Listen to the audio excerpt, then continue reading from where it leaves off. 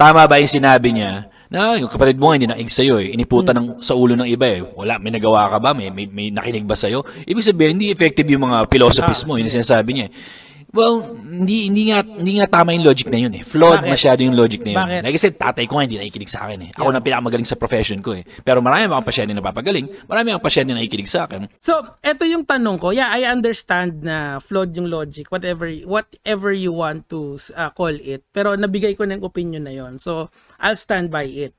Kung yung sarili niyang kapatid hindi nakikinig sa kanya, probably may problema siya sa pag-a-argue niya. 'Di ba? Ganun lang kasimple 'yon. Now, let's go back doon sa sinabi mo. Sabi mo you are the LeBron James of physical therapy.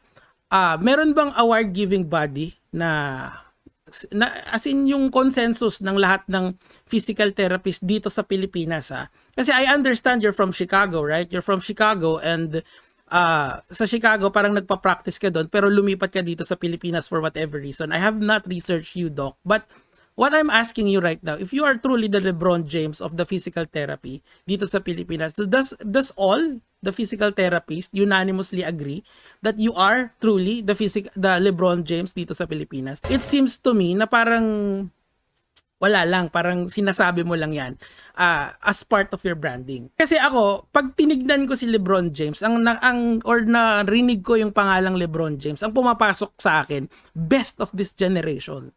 One of the best, if not the best, the GOAT.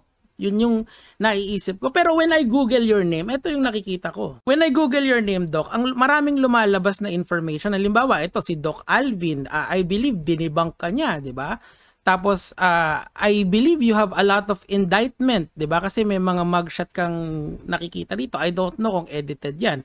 But what I know is, when I go to the Philippine Therapy Association, mga lods ko, ang sinasabi dito kay Doc Ron is, well, this was posted 5 years ago. This was the latest about him. Sabi dito, PTP official statement on COVID-19 vaccination and false information being circulated, videos of a certain Ronald Samaniego. So I think yung mismong award, yung dapat mag-a-award sa'yo ng ikaw dapat ng LeBron is already has given their statement sa'yo 5 years ago. Pero let's be fair kay Doc Ron. Siguro naman baka after 5 years meron na silang positive na sinasabi sa'yo. So I did. I browsed this page na sa tingin ko naman may bitaw to pagdating sa physical therapy since yung mga kasali rito ay legitimately mga physical therapist din kagaya mo.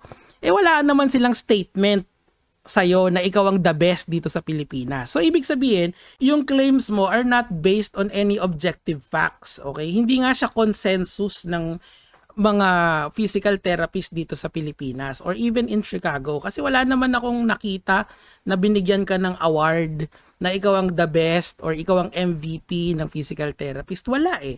So, ibig sabihin, claims mo lang lahat yan. And unfortunately for you, yung last time na pinost ka nitong page na to, fake news ka pa.